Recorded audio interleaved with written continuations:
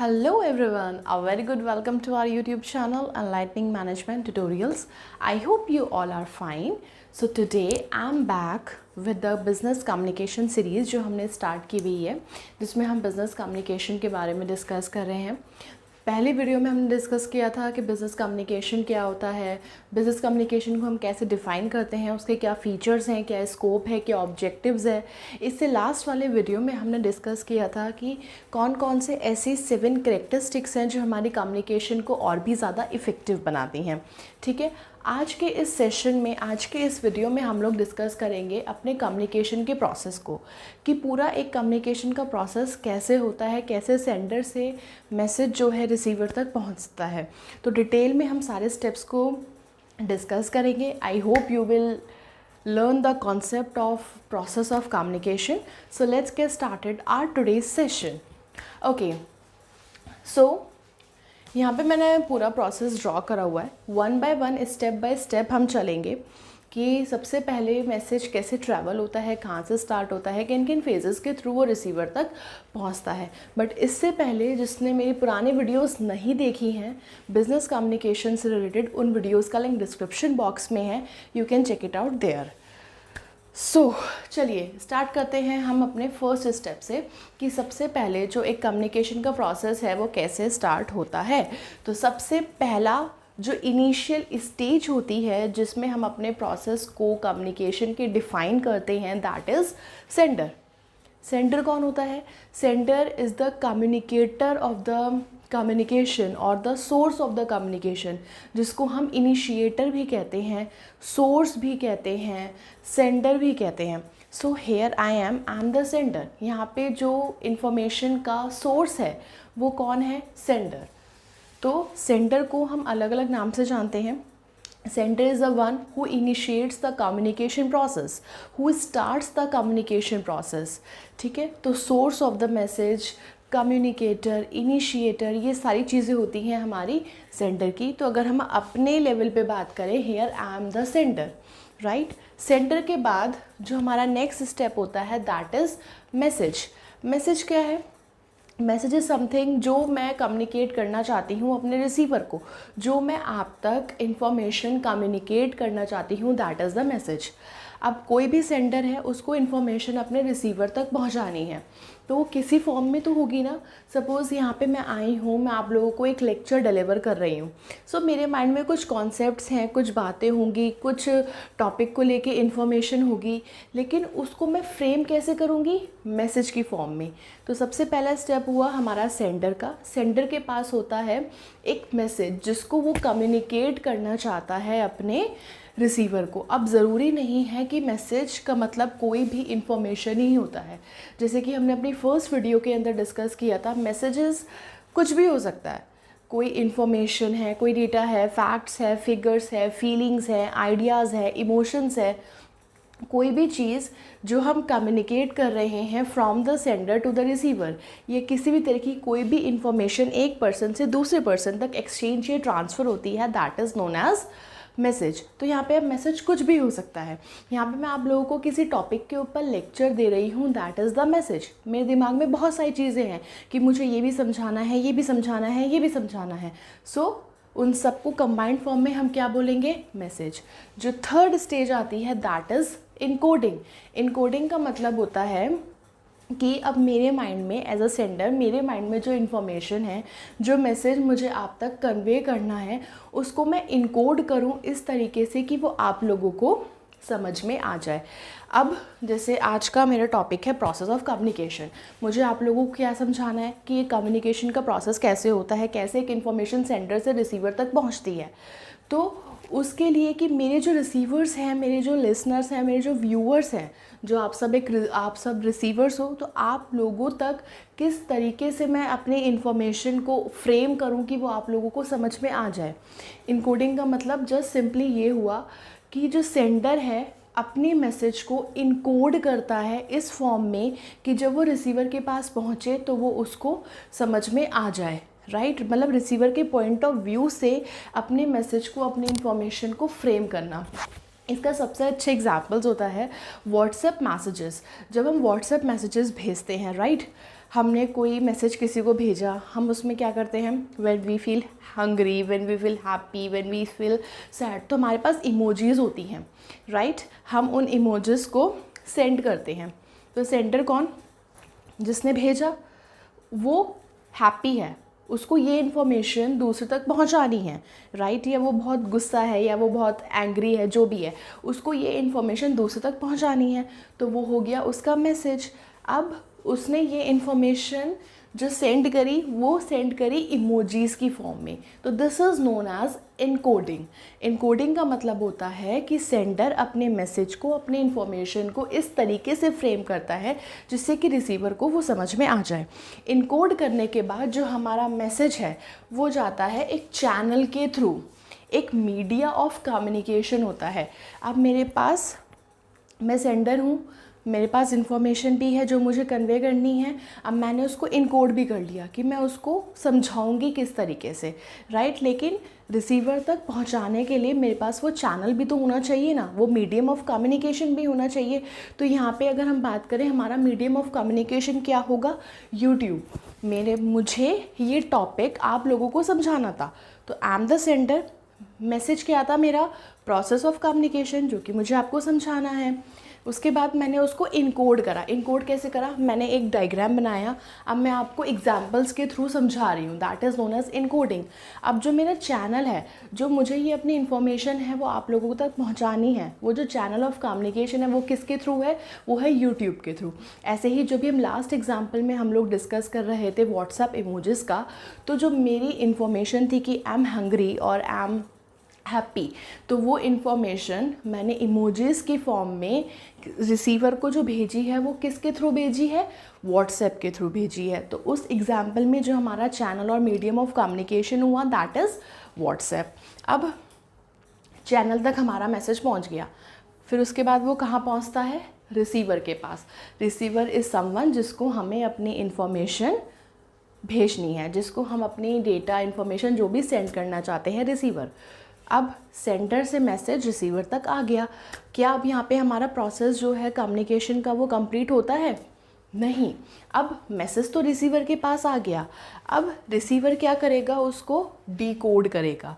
जैसे sender message को encode करता है बिफोर सेंडिंग द मैसेज, वैसे ही आफ्टर रिसीविंग द मैसेज जो रिसीवर है वो मैसेज को क्या करता है, डिकोड करता है।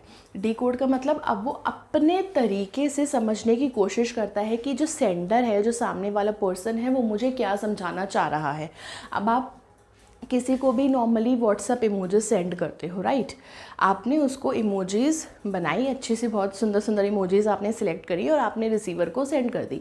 अब जब वो रिसीवर के पास इमोजीज़ पहुंचेंगी, वो उनको देखेगा, वो कहेगा ओह, देन अब वो अपना दिमाग लगाना शुरू करेंगे कि हाँ ये इमोजी इस चीज़ से रिलेटेड है, जो सेंडर है वो मुझे ये समझाना चाह रहा है, राइट। तो this is known as decoding. Decoding का मतलब होता है जब रिसीवर के पास वो मैसेज, वो इन्फॉर्मेशन रिसीव हुआ, तो वो उसको अपने फॉर्म में डिकोड करता है जिससे कि वो उसको समझ में आ जाए। एंड आफ्टर डिकोडिंग जो रिसीवर है वो सेंडर को क्या भेजता है, फीडबैक भेजता है। फीडबैक एक ऐसा स्टेप, एक ऐसा एलिमेंट है हमारे कम्युनिकेशन के पूरे प्रोसेस का, अगर ये नहीं होगा तो हमारा कम्युनिकेशन का पूरा प्रोसेस बेकार है। जब तक रिसीवर की तरफ से सेंडर के पास फीडबैक नहीं आता है, हमारा प्रोसेस जो है कम्युनिकेशन का वो कंप्लीट नहीं होता है। अगर हम यहाँ पे अपनी बात करें, आप लोग मुझे कमेंट्स में लिख के देते हैं, आप वेदर इट्स अ नेगेटिव और it's positive, it's a feedback ना, वो मेरे लिए फीडबैक है। अगर कोई नेगेटिव आता है तो मुझे आगे कैसे इम्प्रूव करना है, मुझे कौन कौन सी चीज़ें लेकर आनी है। कुछ पॉजिटिव कमेंट्स आते हैं, that will motivate me, right. तो फीडबैक मतलब कि आप सेंडर को ये बता रहे हैं कि yes that I got the message and I understood it.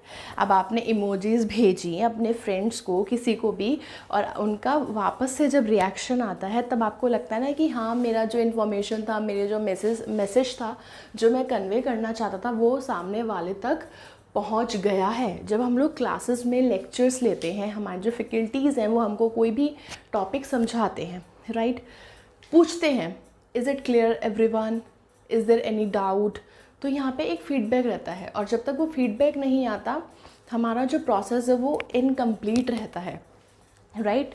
सो यही एक सारा पूरा प्रोसेस चलता है हमारे कम्युनिकेशन का। सबसे पहले आता है हमारा सेंडर, जो कि हमारा सोर्स और इनिशिएटर और कम्युनिकेटर होता है, जो पूरे कम्युनिकेशन के प्रोसेस को स्टार्ट करता है। उसके बाद आता है मैसेज। अब मैसेज कुछ भी हो सकता है, कोई इन्फॉर्मेशन, कोई डेटा, कोई फैक्ट्स, फिगर्स, इमोशंस, फीलिंग्स, कुछ भी, जो भी चीज़ आप सामने वाले को कम्युनिकेट करना चाहते हो, that is known as message. अब उस मैसेज को आप क्या करेंगे, इनकोड करेंगे इस फॉर्म में कि वो सामने वाले को समझ में आ जाए। जैसे कि हमने पढ़ा था कि मैं बहुत खुश हूँ, तो मैंने उसको इमोजीज की फॉर्म में इनकोड कर दिया। अब मुझे अपने उस मैसेज को सामने वाले तक भेजना है एक चैनल के थ्रू। तो वहाँ पे हमारा चैनल हुआ था व्हाट्सएप। यहाँ पे हमारा जो चैनल है, मेरी जो इन्फॉर्मेशन है वो आप तक जा रही है थ्रू यूट्यूब।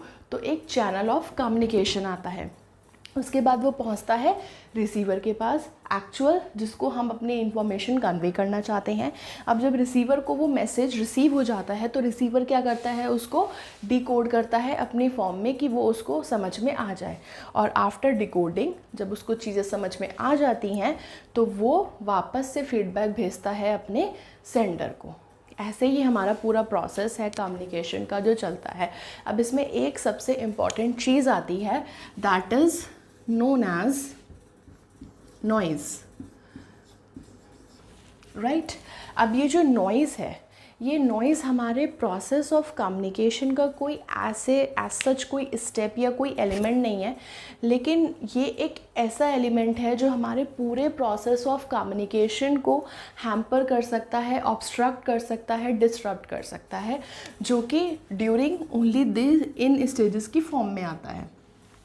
जैसे हम, सबसे अच्छा इसका एग्जाम्पल होता है, जैसे हम व्हाट्सएप पे वॉइस कॉलिंग या वीडियो कॉलिंग्स करते हैं, तो वहाँ पे कभी कभी नेटवर्क इश्यूज़ आ जाते हैं, हमारी कॉल जो है बीच में डिसकनेक्ट हो जाती है, राइट। नॉइज़, हमारा कम्युनिकेशन का प्रोसेस चल रहा था, राइट, बीच में एक टेक्निकल इशू आ गया जिसकी वजह से हमारा कम्युनिकेशन का प्रोसेस हैम्पर हो गया। तो पहले अगर हम देखें, प्रोसेस ऑफ कम्युनिकेशन में नॉइज़ को इंक्लूड नहीं किया जाता था, क्योंकि ये एज सच कोई इनका स्टेप नहीं है, बट ये एक ऐसा एलिमेंट है जो ये सारी चीज़ें बिल्कुल वेल डिफाइंड होने के बावजूद भी अगर ये हमारे प्रोसेस में आ गया तो ये हमारे पूरे प्रोसेस को ख़राब कर देता है, राइट। अब अगर ओरल कम्युनिकेशन में तो ये हो सकता है कोई टेक्निकल इशू आ गया, वहाँ पे आपका कम्युनिकेशन बीच में रुक गया, प्रेजेंटेशन चल रही थी, चलते चलते बीच में आपकी स्लाइड्स रुक गई। ये सारी चीज़ें नॉइज़ का काम करती हैं जो हमारे पूरे प्रोसेस ऑफ कम्युनिकेशन को ख़राब कर देती हैं। लेकिन अगर कोई रिटर्न कम्युनिकेशन है तो उसमें तो नॉइज़ आएगी नहीं, तो वहाँ पे जो चीज़ यूज़ होती है in the place of noise, that is known as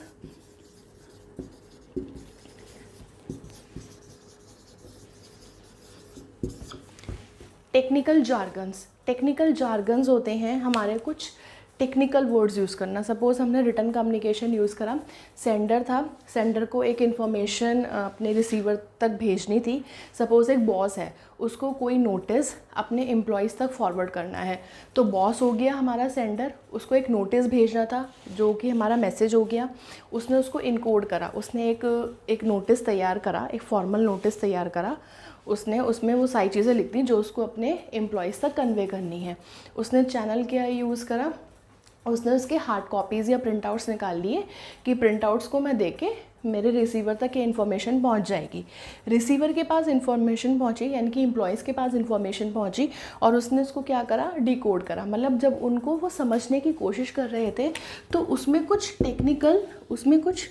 technical words थे जिनको हम बोलते हैं टेक्निकल जार्गन्स। जब हम बहुत ज़्यादा टेक्निकल या बहुत हाई-फाई लैंग्वेज हम यूज़ कर लेते हैं, क्योंकि इंग्लिश में क्या होता है, बहुत सारे वर्ड्स ऐसे होते हैं जिनके डिफरेंट मीनिंग्स होते हैं, and according to sentence we have to use them, right.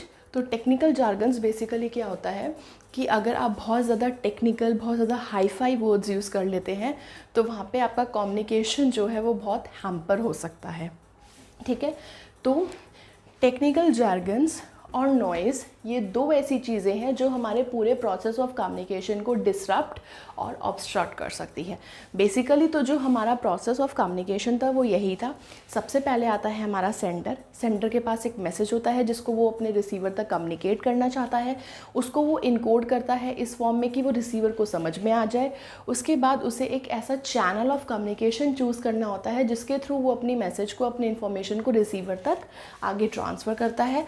उस चैनल के थ्रू वो जो इन्फॉर्मेशन है वो हमारे रिसीवर तक पहुंचती है और रिसीवर फिर उसको डिकोड करता है अपने फॉर्म में कि वो उसको समझ में आ जाए। And after getting the information and understood by the receiver, जो रिसीवर है sends the feedback to the sender whether it's positive और नेगेटिव, या अगर कोई उसके इन रिटर्न उसको एक्शन लेना है या जो भी है in the form of feedback. So this was whole the process जिसके थ्रू एक कम्युनिकेशन जो है सेंडर से रिसीवर तक आती है। आई होप सबको प्रोसेस ऑफ कम्युनिकेशन क्लियर हो गया होगा। And still if you have any doubt then you can drop a comment in the comment box, we will take in the further class.